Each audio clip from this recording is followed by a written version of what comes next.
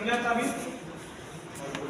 त्याच्यामध्ये कुठे मतं कसे मिळाले, कुठे चांगले मिळाले, कुठे कमी मिळाले, त्याची कारणं काय काय होती, त्याच्यावर काय काय मुद्द्यांचा इम्पॅक्ट होता, अशा सगळ्या गोष्टींची चर्चा झाली। आणि त्याचसोबत येत्या विधानसभेचा रोडमॅप याच्यावर देखील एक प्राथमिक चर्चा आम्ही केली।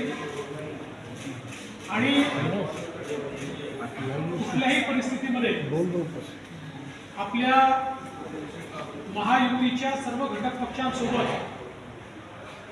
ही विधानसभा कशी निवडून येता येईल या संदर्भातला एक रोडमॅप आम्ही तयार केला।